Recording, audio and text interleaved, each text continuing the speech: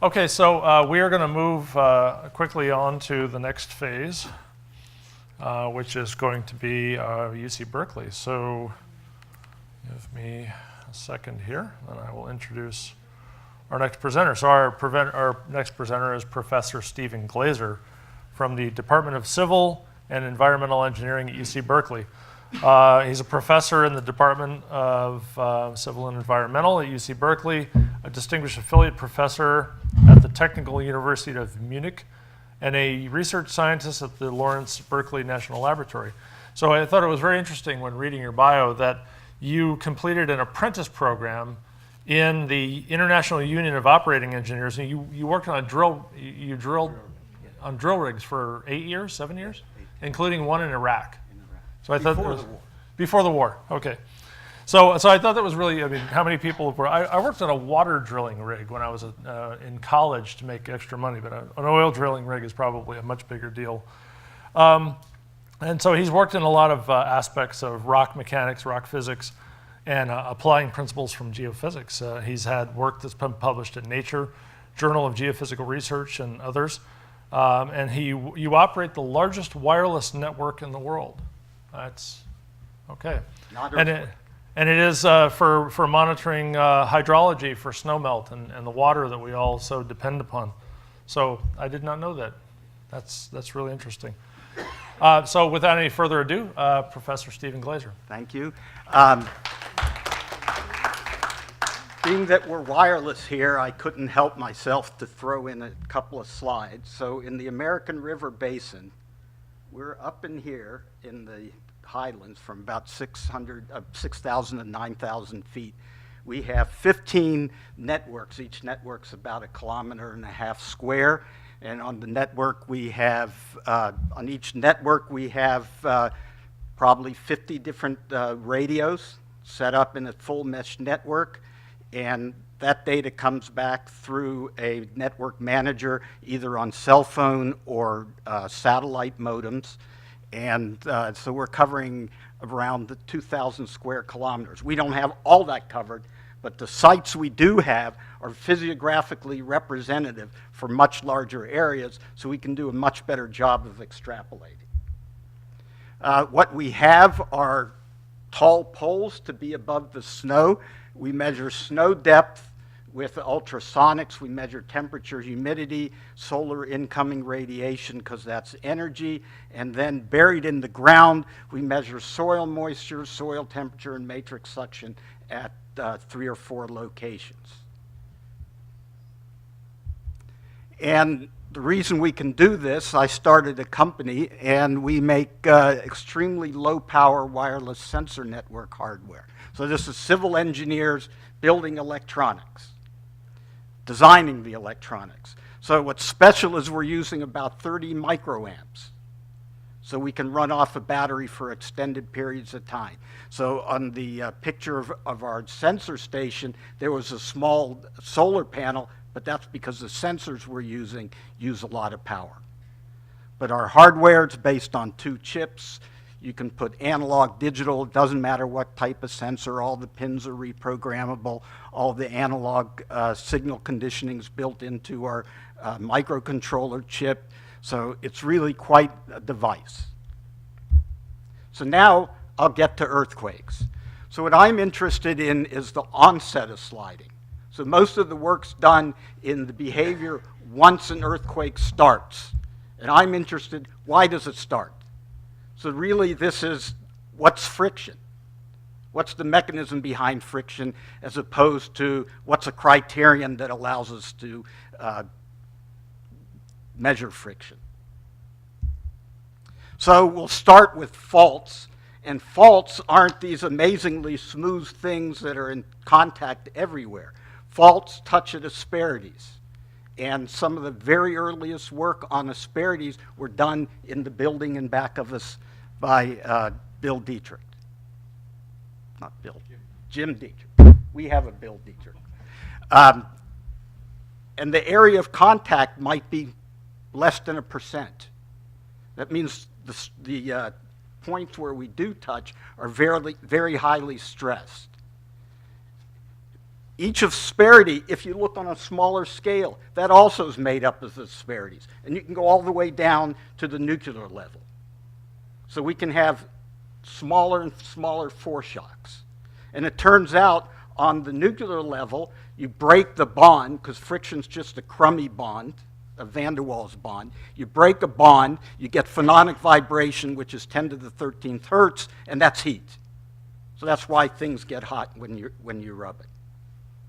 So we work in the laboratory because we can control, we know the Green's function, we know the material properties, we know our sensors, we can control most things, but then there's this issue of scale. So if you look at the Tohoku earthquake and say that's the mass of the Empire State Building, in the lab, we're looking at a magnitude -7, so that's like the mass of a particle of dust. However, things scale when it comes to friction. So asperities, we see asperities at subduction zones. We see asperities breaking. We see foreshocks would be a small asperity breaking. We'd see larger events. And now as our sensors and monitoring stations have gotten better and better in the field, we can start to see that there's small zones that break with the foreshocks, and we start moving around the zones that are stiffer. And they might be stiffer because there's more asperities or a higher normal stress that gives us greater mechanical stiffness. So in the lab, we see there's regions that some places there's more denser asperities. These are stiff. They're mechanically stiff. And there's regions where there aren't so many asperities. And this happens to be the luck of the draw in our laboratory fault. But in real life, that's what we get also. So it isn't this perfect speckle of asperities. It's more like you take a paintbrush and flick the paint. In some places you have more than less. And what we see is that there's many more foreshocks in areas where there's fewer events. So our locked region would be where we have lots of asperities, and what we see is that the movement, small asperities start breaking, they give us foreshocks, the ground displaces because there aren't many asperities, we get local displacement, runs up to the lock zones, we start getting more and more foreshocks, and finally enough of the asperities are broken that we get a much larger area sliding. And this is kind of a sketch. Actually, this was done by my former student who was here working in the building in back of me for a couple of years. He was a Mendenhall Fellow, where we have asperities and the displacement moves around the asperities. And why we can do special things in the laboratory are the nanoseismic sensors which I've designed.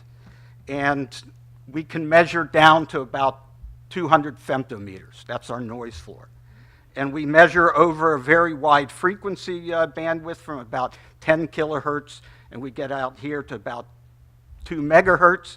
And what's special is when you compare it to the commercial sensors, so these are all commercial acoustic emission sensors, and you see the response is not flat.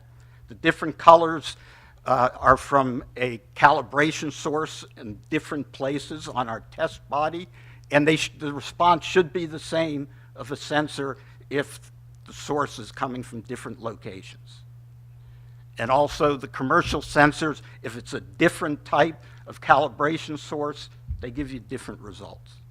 So these sensors are what allow us to do a lot of the work we do in the lab. Also, we've developed techniques that we can actually visualize the asperities. So we can map out very carefully where the asperities are before the test starts. And we happen to use plexiglass as our material, which under low normal stress is a very good analog for a ductile fault. And we can actually film the asperities as the load is being put on the sample. So far off, there's a constant velocity. We have a locked fault, and we can start seeing along the fault, there's different amounts of movement. We get aseismic movement, and then foreshocks on top of that. But we can actually say a given earthquake is from a given asperity that breaks. We know the size of the asperity. We know the normal force on the asperities. So a nice little drawing of what we're doing in the laboratory. We have our nanoseismic sensors here. We have a bunch of sensors along the fault so we can measure the differential movement. And we load up, and we're looking here at a stick slip event, which is the whole fault moving. So that would be our major earthquake. And what we see leading up to the major earthquake, which is here, that we get a number of foreshocks.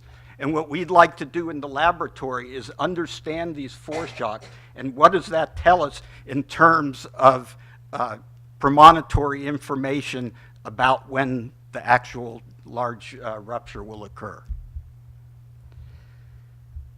If we look close at every one of our events, we see this upwardly creeping, oftentimes aseismic signal. And in this case, we had a large normal load, and we get lots of foreshocks. So these are the foreshocks leading to the main shock, and what we see is that the better the instrumentation is, just like in the real world, the better the instrumentation is, and the better our understanding is, we always see foreshocks. Even where at one scale it looks like it's nice, smooth, aseismic motion, if we look close enough, we see very small foreshocks. And that's what I do. But a good friend of mine has asked me to talk about my shake. So you've heard all about Shake Alert, and Richard Allen, who's my co-worker at University California, Berkeley, he's come up with this My Shake. And before there was My Shake, there was I Shake, which two colleagues and I came up with. And what we found out is that the accelerometers on cell phones are pretty crummy, that the noise floor is 0.3 G, which is pretty large. And that's how it is, because if you're turning your phone around, that's plenty good. So I couldn't figure out what to do at the point we were. We were going to get money from Deutsche Telekom, and they wanted something that they could sell, and I couldn't see that. So I gave it to Richard. And Richard's a much better person at getting money and organizing things, and so he's part of the organizer of the Shake Alert, and he got Deutsche Telekom to devote 8 full-time programmers to My Shake. So they're still stuck with the 0.3 G limit of the accelerometers, but they've gotten filters to work very well, where they can discern whether it's shaking in your pocket or whether it's an earthquake. So they've done a fairly good job of that. And that's where the big piece forward that they were able to do that I couldn't figure out what to do. So the early warning, I'm going to say, is useful not so much for people, but for things. Because with people, you can imagine if you tell somebody with 5 minutes there's going to be a major earthquake on the San Andreas, everybody jumps in their cars, runs into each other. You got road deaths and people robbing and looting and shooting and raping and whatnot. So, that might actually be more death and mayhem than the earthquake. So I would say that where we can make a difference is having BART slow down. It's worked very well in Japan with the Shinkansen, where they have the trains slow down so they don't derail. I think the one example they had was the more recent Nagata earthquake, and they couldn't quite slow down enough, but it was the engine only just derailed a little bit. So this is the classifier where they can somehow have their classification scheme, and they can identify earthquakes from various other shaking, which is the important part of this system. Because originally we had the idea that, you'd put it on a charging cradle and That way it would be kind of firm, and then you wouldn't complain about the battery dying, because the problem is the accelerometer has to run all the time, because you don't know when the earthquake's going to happen. So it burns up your batteries. So the MyShake was able to do this very successfully.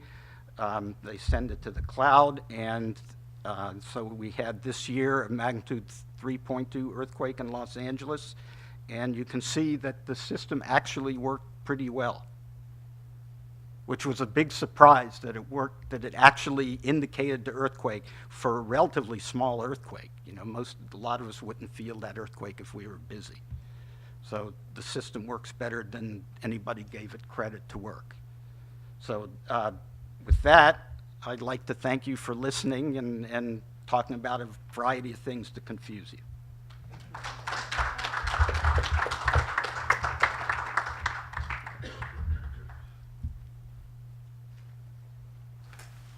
Yeah, so I downloaded the MyShake app, and I like the idea that it runs when it's on battery power, so that it doesn't run your battery. My phones, for whatever reason, I don't know why, I must be very hard on them, because my batteries always die within a year or so, and then I'm constantly running around with an external battery or trying to bum a charger off of somebody. So